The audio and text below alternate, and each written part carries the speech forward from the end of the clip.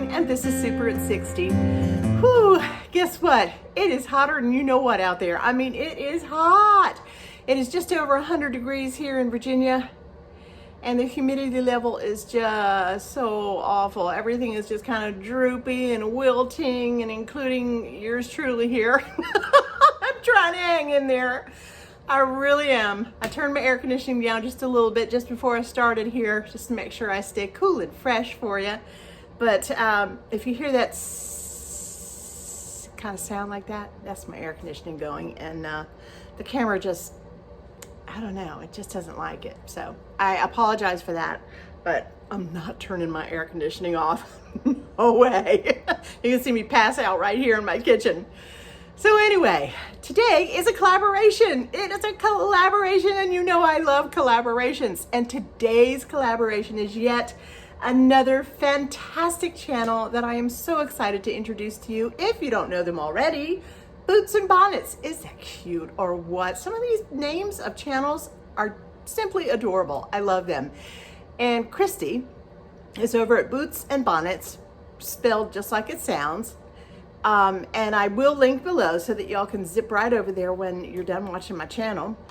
And so I'm going to be making the main meal today, and Christy is going to be making us a dessert. I have no idea what it is, and I can't wait to see it.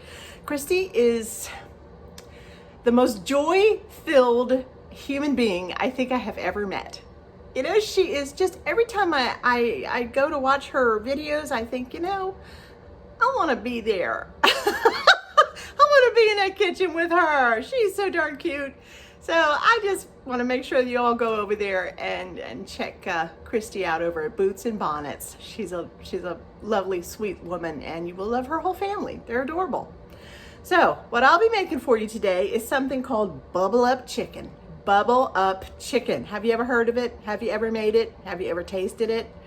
Well, we've had it, and yeah, indeed, it's pretty darn good, but it's simple, it's easy. It's those are the kinds of foods that you should be preparing when you go and you bring things to a church supper. You know, some easier things, because remember, there's going to be a whole lot of children there, a whole lot of children, and they need to eat too. And they're not going to sit there and pick through some kind of dish with a bunch of artichokes in it and olives and strange looking things, you know, like mushrooms, and constantly saying, Mommy, what's that? Mommy, what's that? Oh, I don't like those. I'm not going to eat that.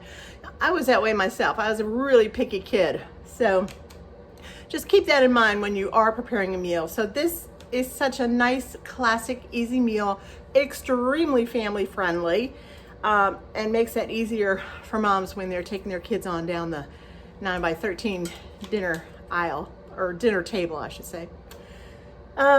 So let's see, what do I want to tell you today? Oh, yes, I wanted to tell you a little bit about the church supper etiquette. Excuse me. Now, I'm not talking about, you know, how you're supposed to sit, or how you're supposed to cross your legs, or, you know, how you're supposed to use your spoons and set the tables. Not that kind of etiquette. The etiquette of how much food to bring. All right? And it's this simple. You double what you would make for your own family. So say there are 2 people going, like in our case, Lou and I. If we were to go to a church supper, and by the way, our church had a church supper 2 weeks ago and we missed it. So embarrassed. We actually missed the first church supper of the summer. Is that embarrassing or what? Of all people to miss her church supper, I missed the church supper. So there. Okay, I got that out of the way now. Now I have a clear conscience and I can go on. Anyway, so the 2 of us. So I would make a dish for 4. Okay? If then you have a van pulling into the parking lot and 4 kids pull out and a mom and dad, that's a family of 6, obviously. And 6 and 6 is 12. So that family is really responsible for bringing enough to feed 12 people. Their family plus another 6. That's how it works. If you're bringing 4 people, you bring enough to feed 8 people, and on down the line. Now, in our church, the general rule is if there's just one of you, a widow, a widower, a single person, you know, whoever, a new person coming for the first time, they don't have to bring anything, you know, just come, you know, you don't have to bring anything. So that's kind of how we do it at our church, but it always works. That way there is plenty of food on the table for everybody. So, okay, let's get started. And I'm gonna get all my ingredients out here, and then I'm gonna put you down on the counter and let you see my bowl, because everybody wants to see my bowl. And I'm using my great old-fashioned bowl today that I just love. I call it old-fashioned. It's just old, you know. It's got it at a secondhand store, I don't know, not too long ago, but I like using it, so I'm gonna use it today. I gotta do something to make me feel good because it's so doggone hot. I'm already sweating. I'm already like, I can feel it happening already. You know what? I'm gonna step outside for just 1 second and just feel that heat. And then I'm gonna open the door and come in and go, oh, it feels so cool in here. Let's see if that works. I'll see it a little bit. Okay, what I have started already for you is some chicken. This is about 2 cups, maybe 2¼ cups of cut up chicken. I just boiled a couple chicken legs. They were good sized chicken legs, and a couple chicken thighs. To this, we're going to add 1 to 2 cans of cream of chicken soup. Now, I say 1 to 2 cans because we're also going to add a bunch of sour cream and a little bit of milk and a lot of creamy things that will give us lots of moisture. So, I don't know, 1 can may do the trick for me. I like to see what it looks like first. Some cream of chicken soups, you know, depending on the brand, are a little more creamier than others. So you might have to add more, but I'm not going to add it yet. Let's just keep rolling along here. All right, so now I need a cup, a ½ cup to a cup. I'm going to go ahead and put probably a cup in of sour cream. I hope everybody had a nice Father's Day. This is Monday, the day after Father's Day that I'm filming this. I can't tell you what a fantastic Father's Day we had. Our oldest son, Lewis, was so kind on his day, his Father's Day. He spent slaving over the hot grill out there for his dad, actually for everybody. Everybody was here.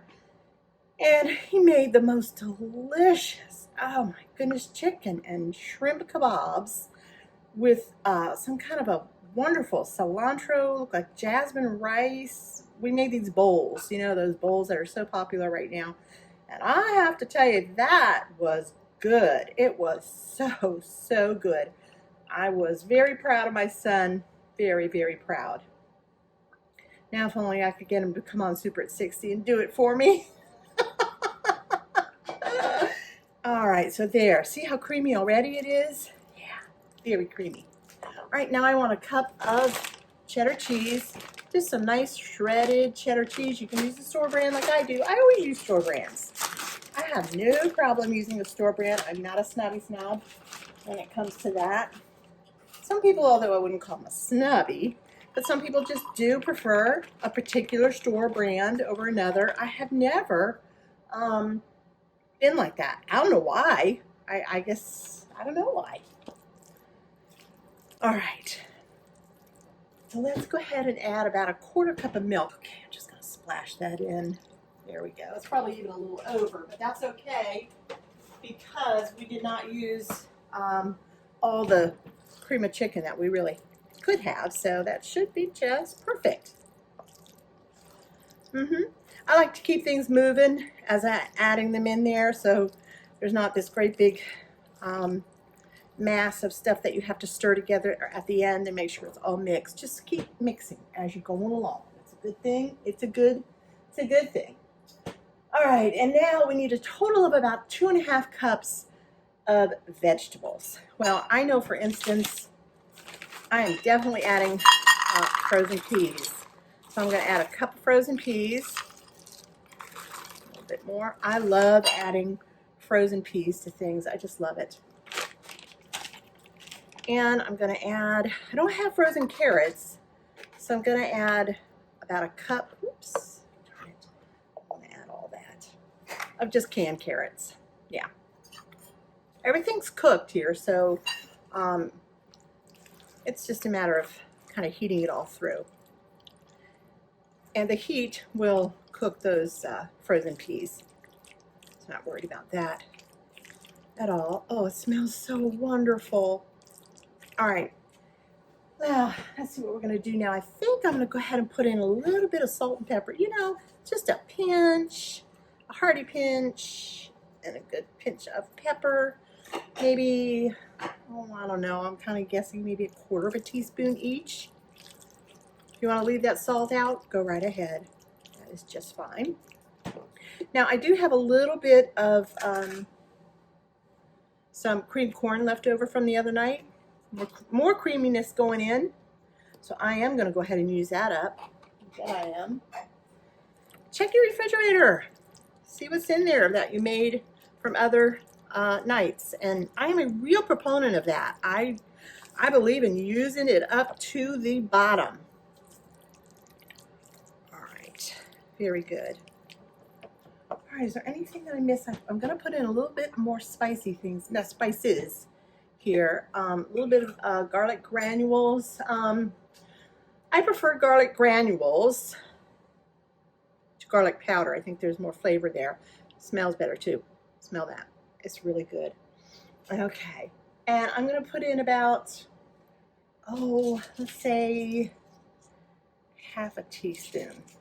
This is kind of funny how I do this. It kind of all goes all over the place anyway, but yeah, that's about 1/2 teaspoon. It actually worked that time. 1/2 teaspoon garlic granules. And then let's go ahead and put in 1 teaspoon of onion powder. Let's see, is that 1/2? I'm going to do 2 of these since the spoon is a little bit smaller and fits better in the container here. So there you go. You can add fresh garlic to this too if you'd like. That would be fine. No harm in doing that.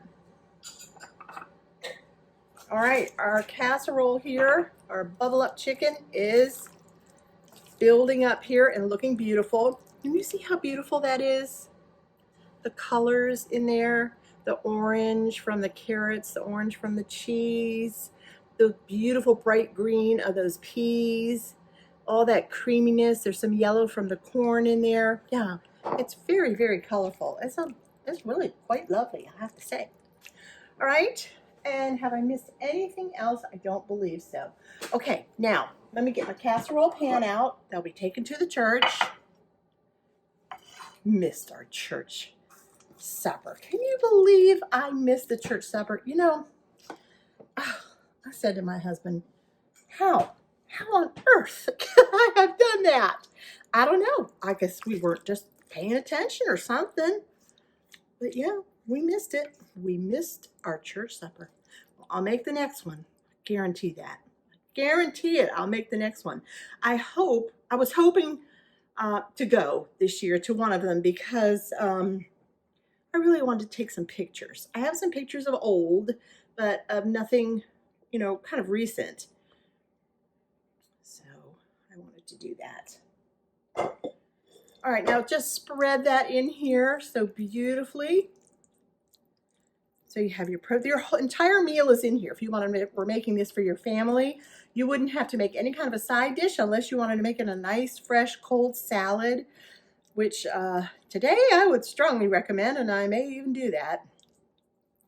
But other than that, all the veggies, everything delicious is right in there. All right, we need a can of biscuits. A can of biscuits. Yep, I already popped them because I didn't want you to see me freak out when the can opened. It's a big wuss, I'll tell you, when it comes to that. I hate it. All right, here's your whole big old first biscuit. You don't want that. Don't just go plopping that on here. I have done that a million times, and I always get mad at dinner time because underneath it's gummy. It's just not even cooked. So what I want you to do, so that we make sure that it's cooked, separate it right in half. Right, just like that. Do the same thing with another one. You may even need a third. I'm not quite sure yet. We'll see. And then I'm gonna take my pizza cutter and I'm gonna cut them in half like that, in thirds. And then yet again, I want wee tiny pieces of this biscuit. So I know for sure that it's going to cook. Yeah, I'm gonna pull out another one. I'm pretty sure we're gonna need another one. Okay. I'm just simply placing these on top. Yep, just give them a nice little press. Okay, where to go? There, that looks good. How about that? Look yummy? It smells yummy. Yep, it smells like a church supper in my kitchen. All right, the last thing we're gonna do, hang on one second, I'm gonna get my melted butter. Now, I am going to take my melted butter and yep, I'm gonna go all over the top of these biscuits with some very yummy melted butter.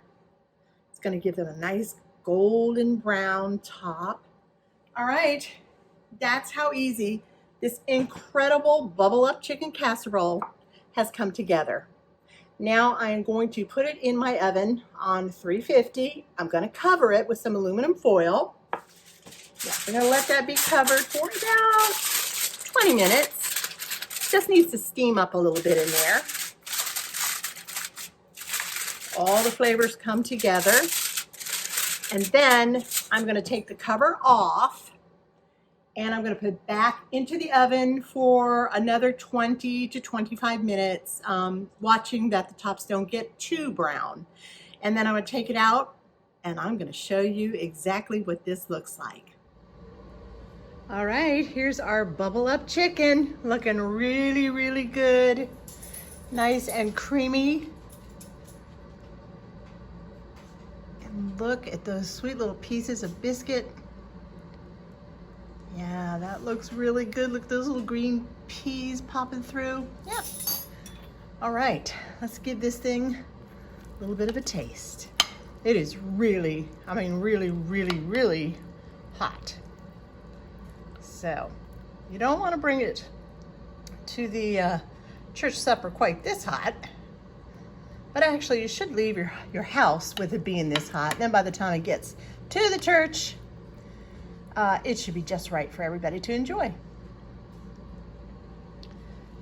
That looks really, really good. Oh, look at the cheese. There's some wonderful looking stuff in there. All those wonderful ingredients. That is delicious. Then just put your spoon back in there. Next person to come along, they'll come and do the same thing. All right. I am gonna just make sure I cut this up a little bit so that it will cool down just enough for me to take a little bite for you, because I'm curious now to give it a taste, because it sure does smell like a church supper in here. You knew I had to say it. All right, let's do this thing. There we go. Okay.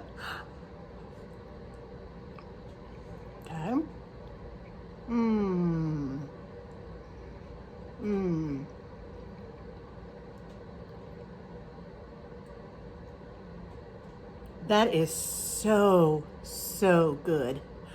It is so, so creamy. And those biscuits are cooked perfectly over and under. They are just perfect. Nice and toasty brown on top and soft but cooked on the bottom. Here's a little bite here. I'll try and get a little bit of everything here for you so you can see it all. Carrots, those peas, there's nothing like frozen peas thrown into a casserole at the last minute, and then you bake it in the oven and they come out all beautiful and popped up and fresh and green looking. Look at that. Isn't that just beautiful? Little orange carrot popping out over here.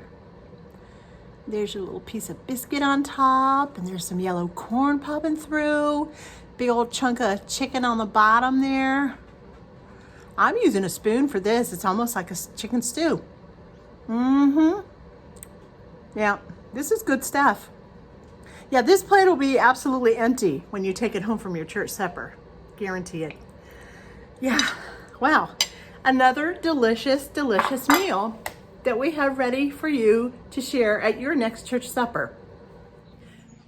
Thank you so much for joining me here on Super at 60 today. It was just a pleasure having you in my kitchen. I hope that you enjoyed today's chicken bubble up. Yeah, bubble up chicken. Chicken bubble up or bubble up chicken, whatever you want to call it, it's fine. It doesn't matter to me how you put it in your recipe book. Just put it in your recipe book. Yes, that would make me very, very happy. Take it to your next church supper. Make it for your family, make it for your friends, take it to a neighbor, do whatever you like, add a salad to it, add a dessert to it. Oh, and speaking of adding a dessert to it, did you like that? Like that segue there? Yes, hop right on over to Christy's channel over at Boots and Bonnets. And she is indeed putting together a dessert for us tonight to take to our church supper.